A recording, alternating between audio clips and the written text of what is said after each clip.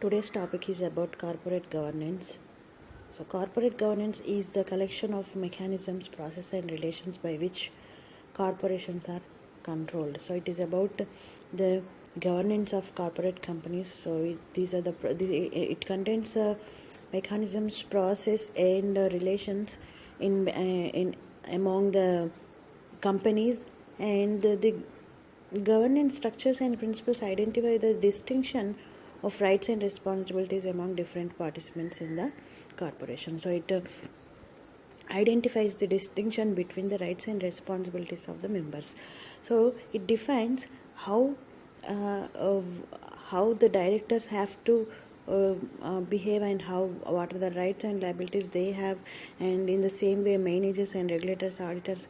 So it defines each and everybody's responsibilities and rights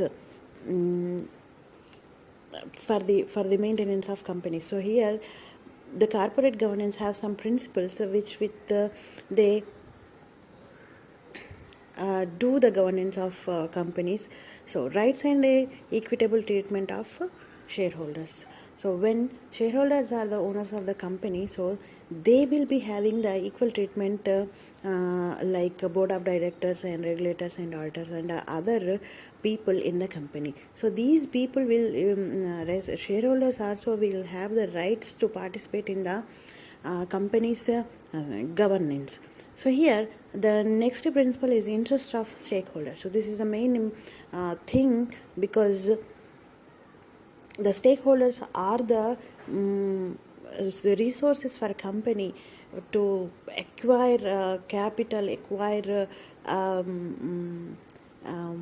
financial financial needs from the same they will get the from stakeholders. So it is important to protect their interests, because without the interest of stakeholders they cannot invest into the company.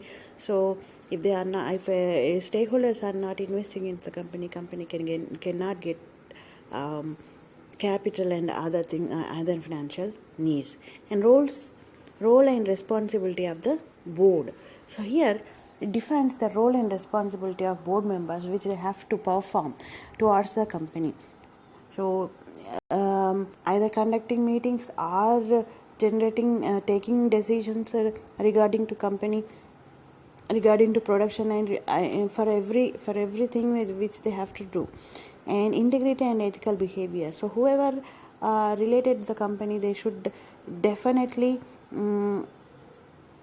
be ethical to company, because there are company secrets which are very important to be protected. So if they are revealing those secrets to another company, so company can get losses or can be demolished. So here the integrity and ethical behavior of the members who are in the company is very important. And disclosure and transparency. When the company governance should be very transparent, because everybody must be able to understand the governance of the company. And when they are disclosing the financial statements, that should be very clear and very transparent to understand by the stakeholders. Here is the diagram how the corporate governance is processed. Here board and committees will be there, legal, regulatory and systems will be there, hierarchy and internal control are there, policies, procedures and transparency. So this is the process by which the corporate governance is done. Now let's see important words while conducting meetings. Here first one is requisition. A requisition is a procurement. Requisition in procurement is a request for a goods or services made by an employee to the person or department in a company that is responsible for purchasing. If the request is approved, then that entity will submit a purchase order to a supplier for the goods or services. So here the requisition means requisition means it is a procurement request. It will be the sent by the person or employee to the department in another company for selling for purchasing products or services. So here if the purchase if the requisition is approved by the selling company, they will send purchase order. So this is a written form of for purchasing permission. Now let's see the notice. Notice is a written or an oral statement that contains the particulars of holding a meeting.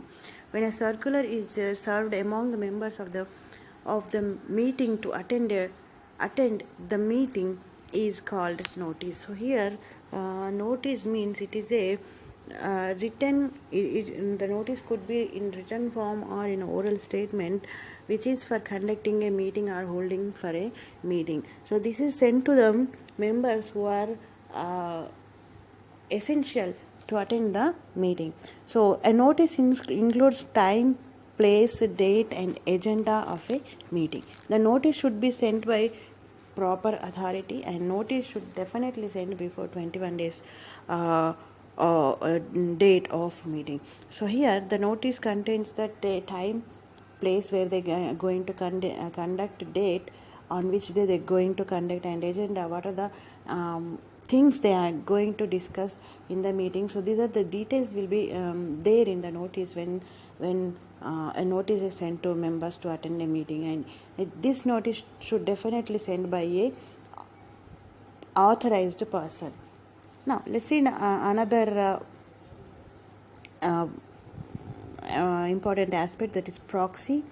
In the world of meeting, proxy means a substitute sent by a member to attend a meeting on his behalf.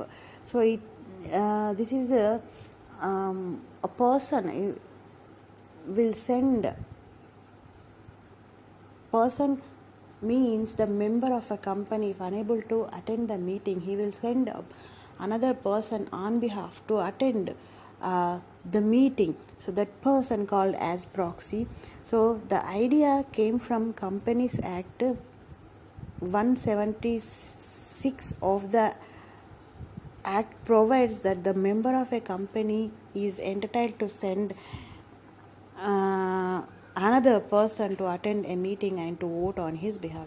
The main thing the proxy will do in the meeting means he will, if there is any need of vote, so the proxy will vote on behalf of the member. So this is the main purpose of sending proxy for meeting if the member is unable to attend the meeting. Now let's see the agenda. An agenda is a list of meeting activities in the order in which they are to be taken up, beginning with the call to order or ending with the adjournment. So here the agenda includes. So the agenda usually includes one or more specific items of business to be acted upon. So here the items of agenda: meeting name, date and time, amount of the time for each agenda item, and meeting introduction. So these are the things which are very important in the agenda.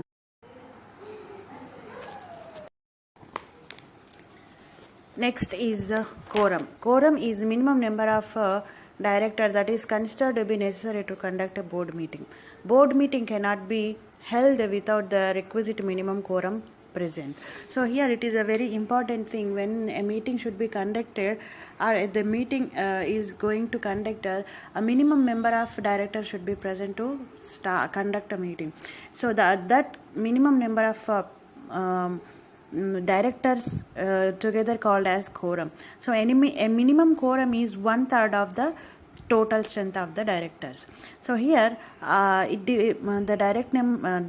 directors number can be varied from companies to companies. So here 1/3 of the members should be present to conduct a meeting, to hold a meeting, or to start a meeting. So here 1/3 of the total strength or 2 directors, whichever is higher, is necessary for conducting a meeting. A board meeting can take place only when minimum quorum members are attended. So when the meeting is going to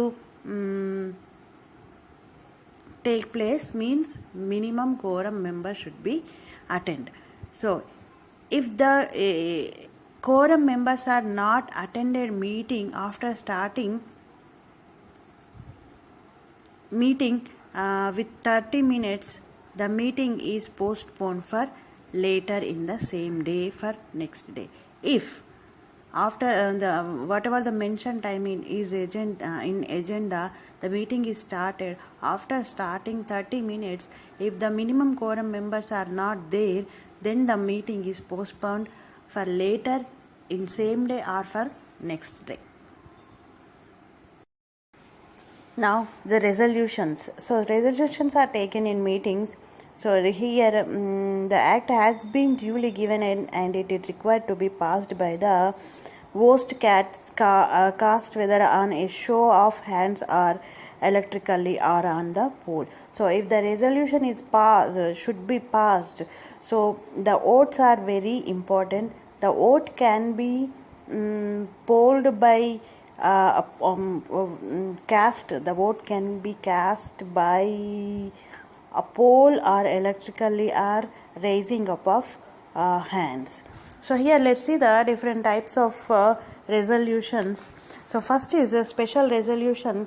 A special resolution is, as the name suggested, for a special or uncommon decisions. A company takes special resolution requires this signature more of than 75% of voting members in order to be put in place. So this special resolution is not ordinary resolutions. Means if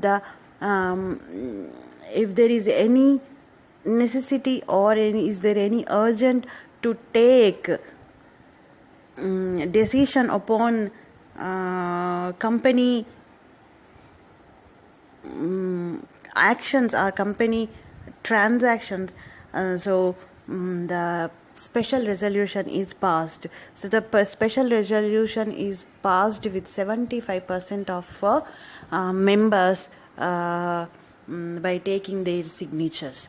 So next to see the ordinary resolution. Ordinary resolution is a resolution passed by the shareholders of a company by a simple or bare majority. For example, more than 50% of the vote, either at a convinced meeting or of shareholders or by circulating a resolution by signature. So ordinary resolution is taken in every annual general meeting. So it is passed with the bare majority. So let's it could be 50%.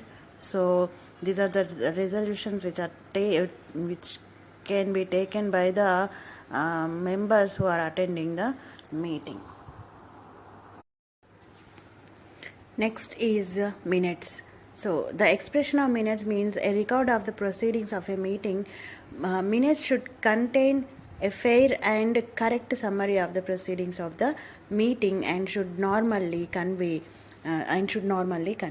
Minutes helps in understanding the deliberations and decisions taken at the meeting. So minutes means it is a record of things which they have discussed and whatever the decisions they taken in the meeting are recorded in a book.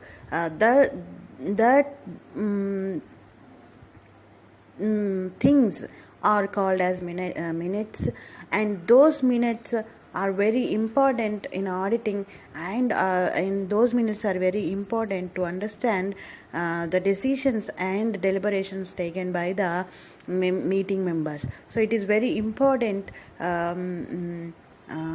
aspect in meetings. if a company helping in developing the society, particularly in one area, so it becomes those people becomes liable to the to that company, and it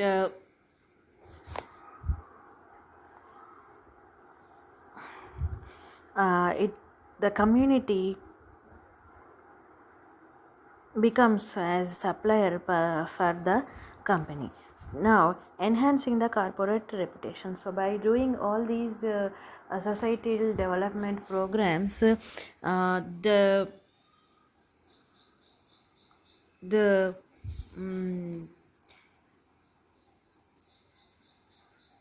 company reputation can be enhanced. So now let's see, social responsibility is nothing but a corporate company should perform their role in development of society as well as country. So like what we can say, those are social responsibility, corporate social responsibility. For example, giving educational facility to the poor students. So that means providing for facilities, educational facilities to poor students, conducting different kind of awareness programs on different issues, helping the society come over their infrastructural problems, etc. These are all can be done through CSR. The the company has to do CSR from their profits only. Now, next topic is meetings. So, definition of meeting. A meeting is a lawful association or assembly of two or more persons by previous notice. So, a notice is served before conducting a meeting, and persons are attending or assembling to discuss things. Now, let's see the types of meetings. First, meeting of shareholders. So, again, there are different types of meeting in shareholders meeting type. Statutory meeting is a compulsory meeting which the company has to conduct after commencing the business. It must be before 1 month after commencement of business. The company has to conduct the statutory meeting within 30 days. If they fails to conduct the meeting, the company will be removed from the company register. So next, annual general meeting. This is a casual meeting, and it often it occurs every year. In the annual general meeting, there will be different types of things they will discuss, like rotation of directors, removal of directors, appointment of directors, and decisions about their sales, purchases, production, and these are the things which they have to discuss in annual general meeting. This is the meeting is general meeting. For every year they have to conduct the annual general meeting. And extraordinary general meeting happens when there is a need of taking quick decisions or necessary decisions in certain situations.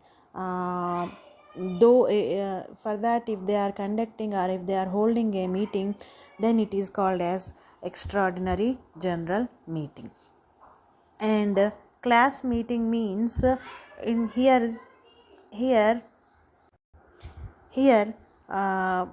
class people in the sense, in company there are different types of stakeholder. One type of stakeholder called as class meeting. So those can be as debenture holders, preferential shareholders people, or the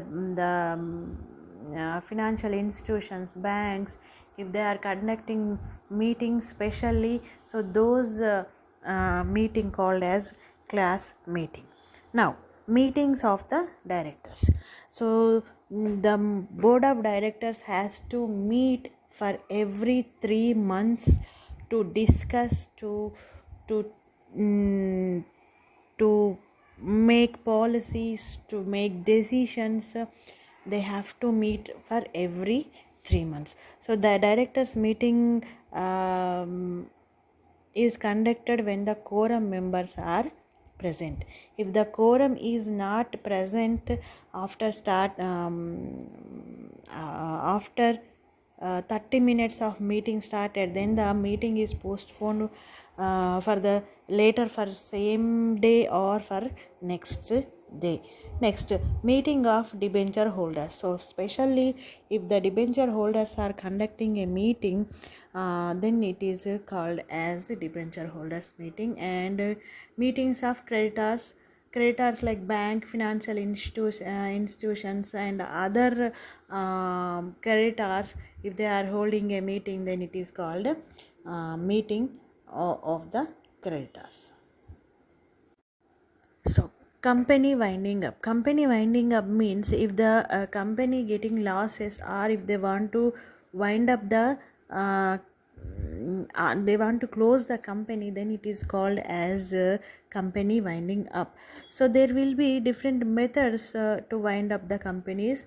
The compulsory wind up, a company can be legally forced to wind up by court order. In such case, the company is ordered to appoint a liquidator to manage the sale of assets and distribution of the proceeds to creditor. So this when the compulsory winding up occurs means if the company becomes insolvency, if the company is getting losses from last few years, if there is a management conflict, or if the management fails to manage the company, these are the things in which the court can order to wind up the company. So when the court orders for winding up of the company, it is necessary to appoint a liquidator to evaluate the assets and to distribute the to pay the liabilities, and the remaining, if there are assets, those will be distributed among the creditors and the shareholders. And the court order is often triggered by a suit brought by the company's creditors. So this most probably the company winding up will happen with the creditors by asking the court to wind up the company. So they are often the first to realize that the company is insolvent, because their will have remain unpaid. So if the creditors remaining unpaid means then it is a situation that the company became insolvent. So then the creditors approach the court to wind up the company. Next method is voluntarily wind up. A company shareholders or partners may trigger a voluntary winding up usually by passage of a resolution. If the company is insolvent, the shareholder may trigger a wind up to avoid bankruptcy and in some cases personal liability for the company's debts. So here voluntary wind up happens when the shareholders are decided to wind up. So these winding up motion is passed by conducting a meeting. This situation can arise when company become insolvent and the shareholders want to escape from bankruptcy. Then the voluntary wind up will come forward. And main point break outlook for the business. If the stakeholder decide the company will face inconsumable challenges, then they call for resolution to wind up of business. Next, third is wind up of by court order. The Companies Act provides that each high court there must be attached an officer known as the official liquidator appointed by the central government. The kind of winding up will take place when any one class of company is applied for wind up through court, and that means class means either those can be creditors or shareholders or preferential shareholders or debenture holders are approaching the court to wind up the company. Then this type of winding up will happen.